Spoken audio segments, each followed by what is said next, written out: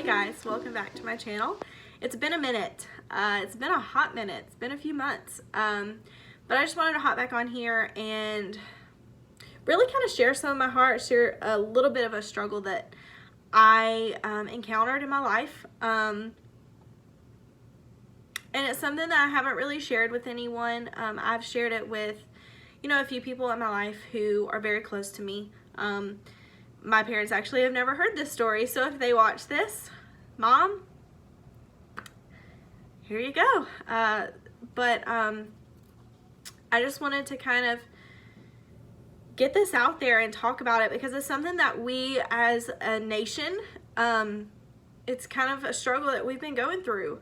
It has to do with abortion, and that's something that's been kind of weighing heavy on my heart the past few months maybe, and I just really wanted to get my story out there. So if you like this video, give it a thumbs up, please subscribe down below, and yeah, let's just go ahead and get started, get into the video. So I am going to talk about the story with my daughter Ava. It's her dad. I met him at a very, I wouldn't say low place in my life, but it was not a very, very high place in my life. We met and we dated for 3 years, and throughout those 3 years, we kind of broke off. Things kind of crumbled a little here and there, and I won't say that it was all his fault because a lot of it had to do with me and some of the struggles that I dealt with. He didn't understand a lot of those, and so he was the type that, we both kind of did our own thing, but at the end of the day, I felt like I really wanted to be with him, but there was we never actually ended things. And then, surprise, I got pregnant, and no, I was not married. Goes back to that whole waiting until you're married type thing, and there's a reason. I'm gonna get into that reason, but there's a reason that in the Bible it's made clear sex is for a husband and wife, and there's a reason for that. So let me continue with the story. I got pregnant, and it was tough to tell my parents. I went through, okay, I'm back. Battery died. So, I'm going to just recap on what I was saying before. I got pregnant, with my boyfriend at the time. And that was hard because, number one, I knew that my parents would be disappointed in me. I knew it. It was a given, and they had every right to be, because being the preacher's daughter, that's not something that you did. It just wasn't. You don't have sex before you're married, and you don't have a baby out of wedlock. That's just it. And like I was saying before, there's a reason for that. So found out I was pregnant, and not many people know about this. If you're watching, Mom, this is when you find out about it. Hopefully, there will be, this is something that is very hard for me to talk about, and I hope that I don't cry. But if I do, there's some tissues back there. So, I found out that I was pregnant, and at the time, I thought that I was not far along at all, and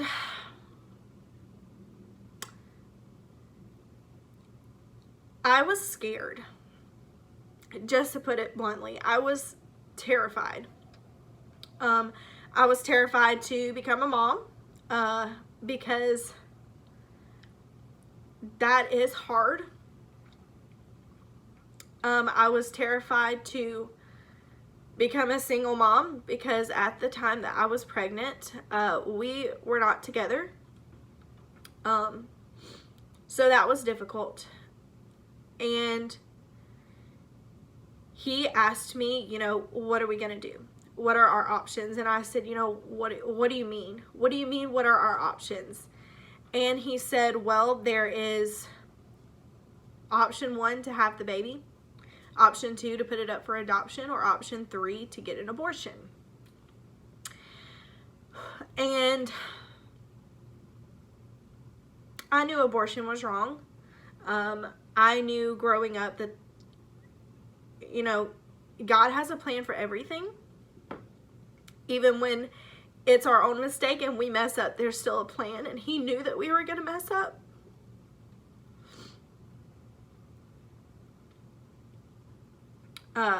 So I told him that I could not make the appointment to go and have an abortion. So he did it for me. And so we went the next day and to an abortion clinic in Atlanta.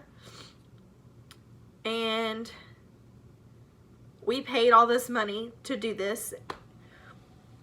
And so I go back there. He could not go with me, so I was scared. And I knew that what I was about to do was completely wrong. And I knew that it was not okay. And so they had me do paperwork.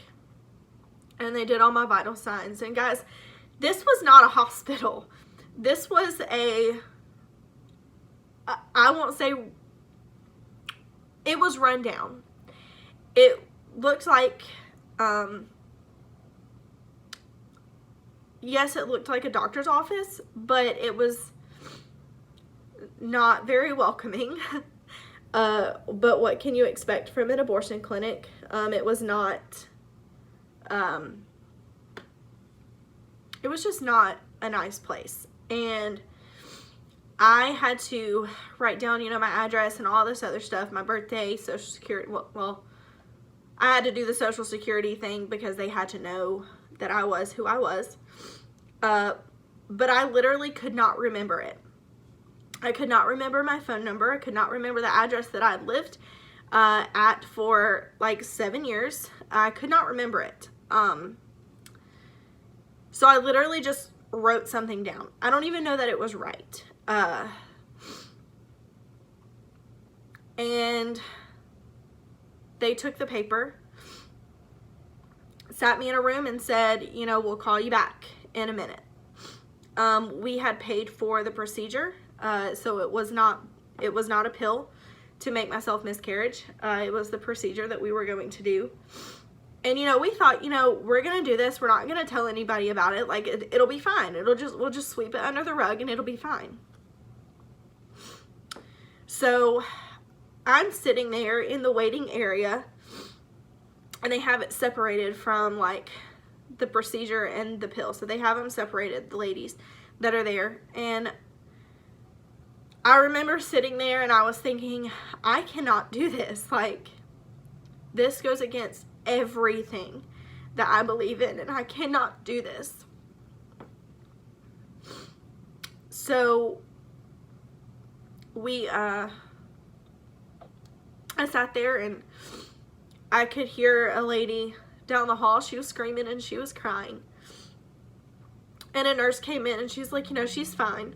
She's not hurting. It's more emotional, and some people react emotionally. And they react different than other people, and sometimes, they'll have an outburst of emotion and cry and all this other stuff, but she's fine. She's not hurting. And then there was another lady who was in the waiting area with me, and she was sitting there, and it was almost like, can they hurry up? Like, I have things to do, like, and that just baffled my mind. I'm like, are you kidding me? Like, you're sitting here about to kill a baby, and you're telling these people to hurry up because you have things to do? And then I thought, well, I can't judge her because I am in the same position. My cat's at the door, so if you hear that, I'm sorry. I'm in the same position that she is. I am doing the same wrong that she is, so how can I sit here and judge her? And the whole time I was sitting there and I was thinking, just get up. get up and walk away. Like, you don't have to do this. You don't have to go through with this. And so they called my name. Sissy. Sorry. They called my name and they took my blood to see, you know, what kind of blood type I had. They gave me 2 pills. One was ibuprofen for pain and cramping after. And the other, I'm not sure, I can't remember what it was, but they gave me 2 pills. And I took those. And they said, go have a seat in the waiting area. They'll call you back for an ultrasound. Because this clinic only went up to a certain amount of weeks before they could not do the procedure. And they give you a choice to either see the ultrasound or not. And I chose not to, because at the time I was like, you know, I have to do this. And if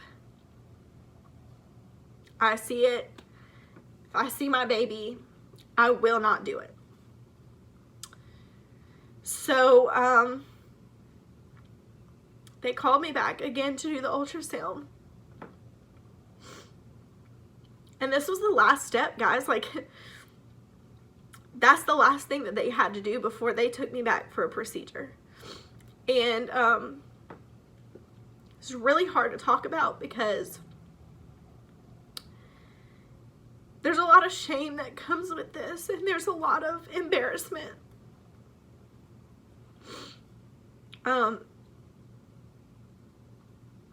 So they did the ultrasound, and she did it, and she was like, okay, you're done. Go have a seat in the waiting area, and they'll call you back in a minute. So I thought, okay, just go sit down. So I went back into the waiting area, and I sat there for about 10 more minutes. And one of the nurses called me, and she said, they'll see you up at that window right there. And I was like, okay. So I go over, and I already looked like crap because I knew I'd had a rough night before, because that whole night I knew that this was not what I should do and what I needed to do, because God has a plan for everything, even the unborn.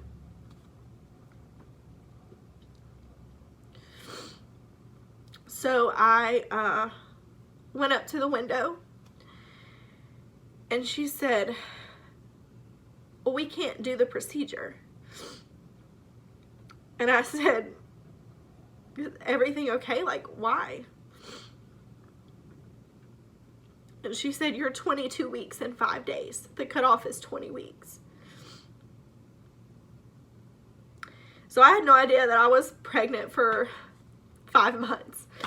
And immediately I fell to the ground. And I just cried. And I asked her before I fell to the ground and started crying and praying. I said, can I see the ultrasound? She said, yes, ma'am. I'm sorry that I'm emotional, but this is really hard to talk about because not many people know about this. Literally, like, my closest friends, and that's it. So she said, sure. Like, yeah, you can see it. And she handed me the ultrasound, and I saw the top of her head. And I say her because now I have a daughter. But I saw the top of her head. And I saw her little fist. You know, I could see the top of her head and her little fist. And I just started thanking God. Because He knew.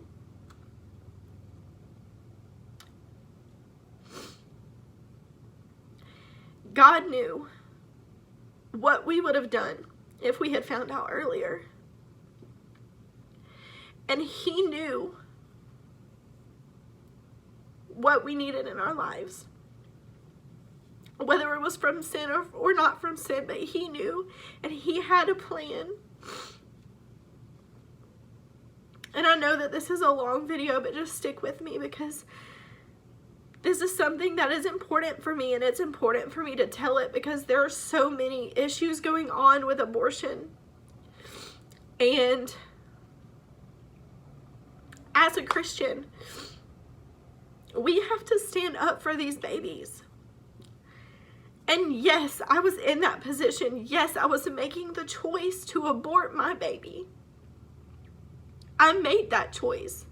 But God said, no ma'am, this is not your decision. This is my decision, and I will protect this baby. And I thank God every single day that he protected my child, because he did. And if I had found out sooner, he knew that that was the avenue that we would take. And he stopped that. That was God. So the whole way home, I just cried. And I looked up 20 weeks, 5 days on my phone. And I saw everything that was developing. And I said, you know what? We're keeping this baby. And we will raise this baby. And it's been a struggle. It's been a long road. She's almost 2. She'll be 2 in December. And she's beautiful. And she's perfect. But I thank God every single day for stopping that and for intervening.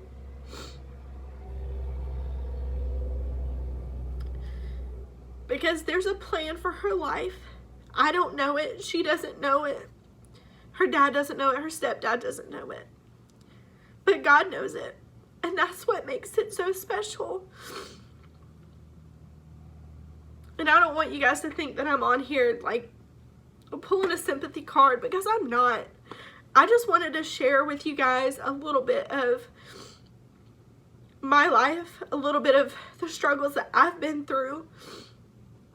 And I really hope that this story can encourage somebody who's dealing with pregnancy before marriage, or pregnancy at all, because there are couples, married couples, who have abortions all the time because they don't want to deal with a kid. But children are blessings, man. They are wonderful. And God knows he has a plan for them. So when you watch this video, I want you to know that it's okay to be scared.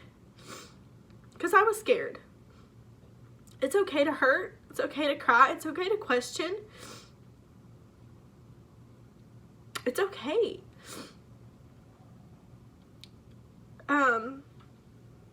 After finding out that I was pregnant, going through the whole abortion clinic thing, we decided to tell our parents, because obviously I was pregnant and there was going to be no hiding it soon. And I was not showing at all. I had no idea I was pregnant. Nobody else knew I was pregnant. And so we told his parents.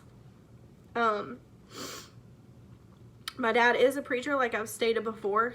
And we found out, we did this on a Saturday. So Sunday, the next day, I had to go to church and pretend like everything was fine. And that was hard. And I felt like I was totally lying to my parents. And so Monday, I told them. Then following Monday, the next day. And that was the hardest thing that I've ever had to do, was tell my dad that I was pregnant. And I went through a period of